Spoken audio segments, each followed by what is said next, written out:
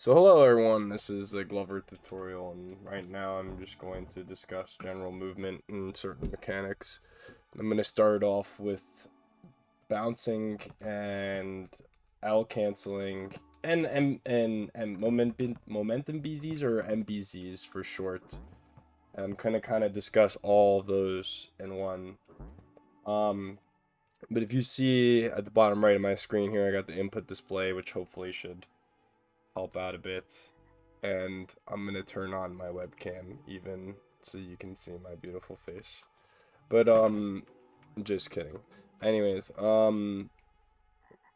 for Glover, you're gonna have often like some pretty weird hand postures. A lot of the time you're gonna be using your other hand to press L. So basically completely across the controller. What I'll do even in a lot of situations is I'll be pressing B and L with my pointer and B with my thumb here. As you can see, I'm also holding Z with my middle finger. If it was more comfortable for whatever reason, you could, I don't know, use any of your other fingers on the other hand. But anyways, you just want to find something that's comfortable, but something that you can kind of move around on.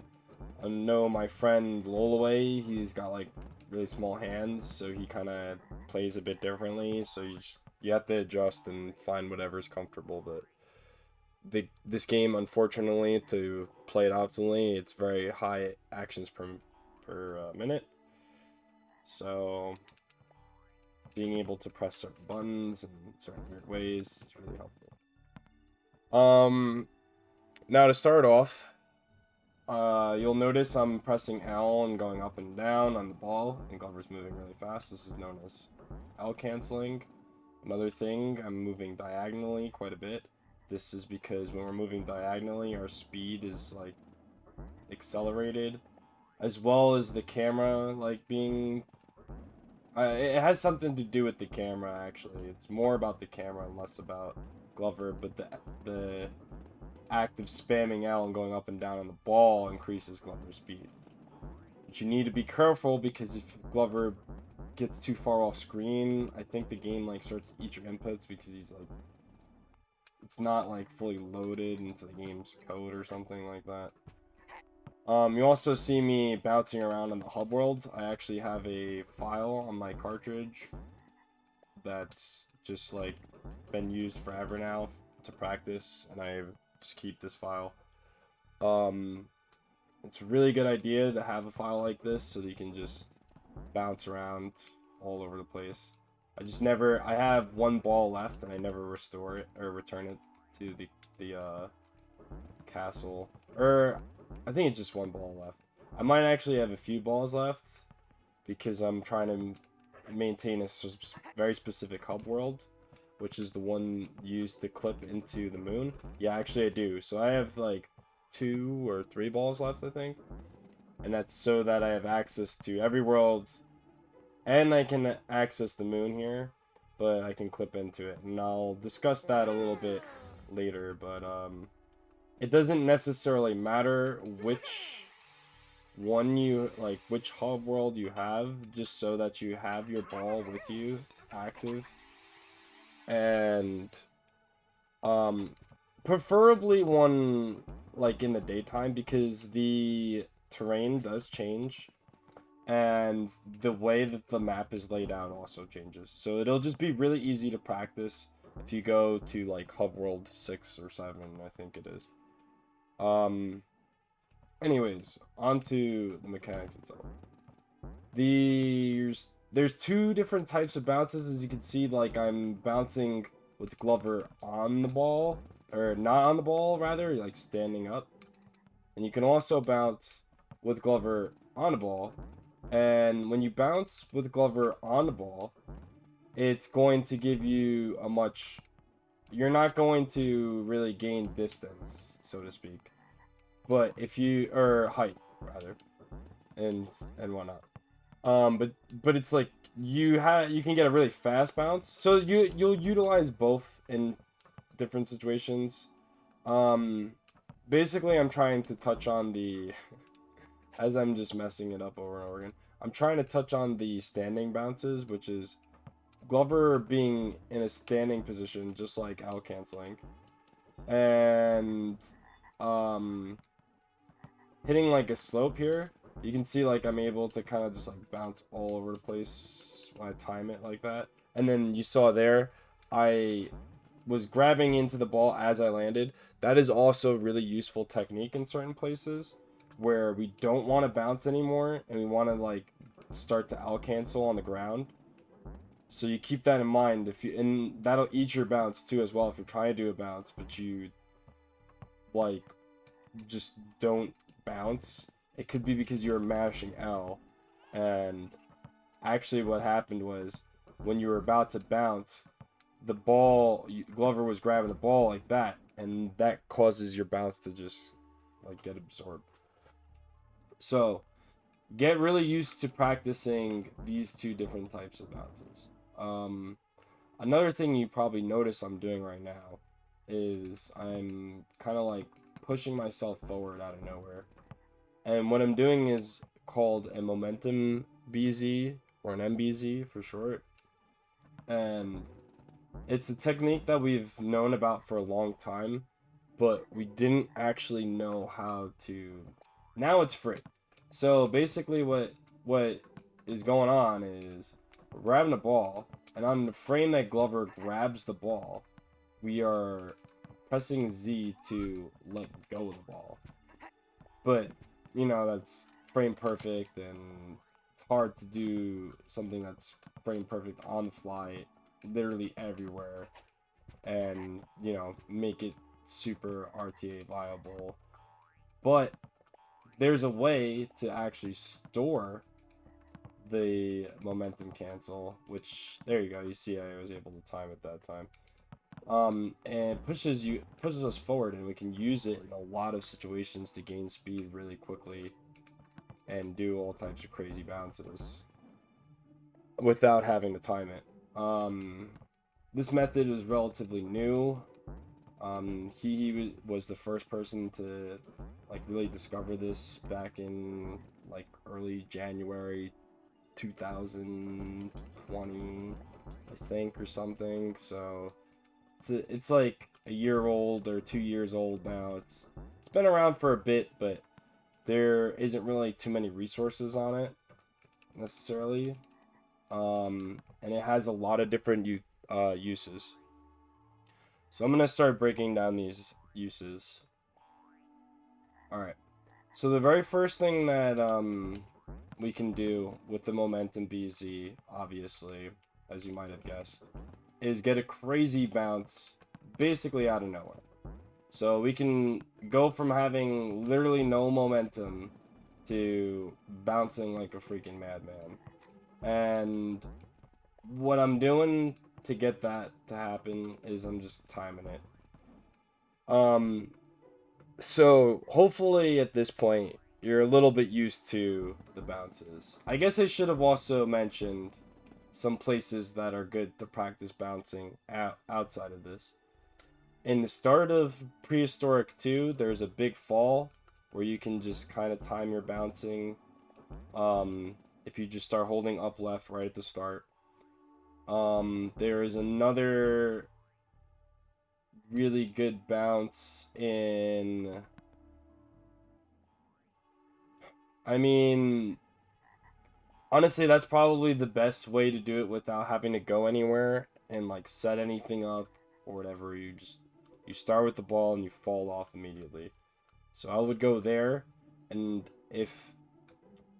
then honestly, if you're getting used to that and you want to mess around a little bit more, another good place to go would be probably Fortress of Fear 1, where you get a beach ball potion, and messing around with the beach ball could help you a lot, honestly. So another thing to mention too, each of the balls is gonna have like several different mechanics, and the moment, as I'll discuss in a little bit, the momentum BZs, you might have even seen I messed around with it a little bit earlier. we can clip through like basically anything with the marble now because of it. So for the bounces, basically with the momentum BZ at a proper time. So using momentum BZ, the camera glitch and diagonal angle glitch all at the same time, and doing a standing bounce, I'm able to gain speed pretty much with almost nothing and start getting a bounce going right here, as you can see. This technique is extremely useful because there's a lot of places where you're going to be going from like no speed, but you're going to want to like get a big bounce chain going. Like in specific, Fear 3, Atlantis 1 or 2 and 3, and Space 3. And you can store how big of a bounce you're gonna get pretty much at the very start of a loading zone too. Like when you spawn in, you can kind of affect that by where you press the B button. So now I'm gonna discuss how the momentum BZ works fully, so you can understand it and start practicing it now that I've talked about it already a bunch. So for momentum BZs, essentially you want to just be holding Z down, as you'd imagine. And you're going to press B, and at whatever point you're going to grab the ball, he's automatically going to let it go. So the inputs are going to be hold Z, press B, and then hold B. So, or repress and hold. So, got Z held down, pressing B, hold. And as you can see, I'm also doing some weird glitchy thing here. This is another technique that we'll discuss in a little bit. That might actually even be a good way to make sure you're practicing, like, getting it down. Another cool use that's really important high-level gameplay right now, due to the newest the newest thing in the AML route. We can gain height by doing a series of momentum BZs timed. So basically, you're bouncing the ball, and the second that the ball starts to you're starting to go down, you're bouncing, and then just doing a momentum BZ while just doing it over and over again, essentially, and then you'll gain a bunch of height like that. And you can see that these are like all momentum BZs. I'm not worried about moving anywhere. I'm never letting the ball go. You should never let the ball go when you're doing a momentum BZ. So this is a really good way to practice learning them, actually. It's a little tricky because the timing is different. It's not exactly the same as if you're just going to do, like, you know, a momentum BZ. It's a lot easier to just do a normal momentum BZ than this, in my opinion. Well, I learned it first, so if you can do that and continue to gain height, like, don't worry if you're losing height, because it doesn't mean you failed the momentum BZ, essentially. It just means that you did the timing of the bounce wrong, probably. So, from there, now we know how to do these two things. I'll discuss the A clip, and then we'll put them all together. So, for the A clip, what you're gonna do is you're gonna want to be the marble. I'm also gonna discuss the momentum BZ a little bit further. So, with momentum BZs, there's a few different ways we can actually get a Z press in without letting go of the ball, or, you know, being like too inconvenient or out of the way. We don't want to lose time with setting it up, of course. So if we don't have the ball right now, we can actually walk into it, and then when we're about to grab it, we're going to press Z and hold Z down. And now we have a momentum BZ stored. Another really easy way to do that is if we need to change the ball, while we're changing the ball, we can actually just press and hold Z down.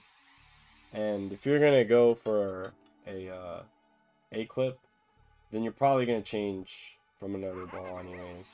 So that's a really good way to do it. Another way to do it, if we're trying to do it on the fly, like we would want to do in Carnival 3 at the very start, is we can BL canceling, and not while Glover's coming up, but while Glover is going down on the ball, giggity, we can actually hold and press and hold Z, and that'll give us a momentum BZ or a Z press stored. So now I'm going to, and oh yeah, so now I'm going to discuss the A clip. Basically all you're doing is you're pressing and holding A, and just like you would for like a momentum BZ, you're going to just press R as you get to the object. Important things to note, you want to have the ball on the ground, and you want to like be pretty close to the object itself, because you want to be transforming as you're like basically on the wall, because it's that forward pushing motion, remember, that's causing Glover to like be able to clip through. So for the different timings, depending on when you press B at the very start of the level, you'll get a different kind of bounce. You can actually just hold B down even, and then have the momentum BZ stored right at the very start without pressing anything. Like that. But in certain situations, you know, you want to have a really big bounce. So if you time it to where Glover is just about to like spawn in, he's like just grabbed the ball, like that, you'll usually get a really, really high bounce. So just note that and experiment with that a bit. And that's about all there is to say to that. Okay, so now we're putting them all together. So we got our momentum BZ stored because we got Z held. We're doing some standing bounces. We missed the R clip. So if you press R to change the ball when you're right at a wall, if you time it like frame perfect, you actually clip through just like that. So now that we missed that, we can actually do an A clip to get through this wall anyways. And it saves a bunch of time. A good cue to use for when to start holding A, because space physics are a little weird, is this little line here on the ground actually.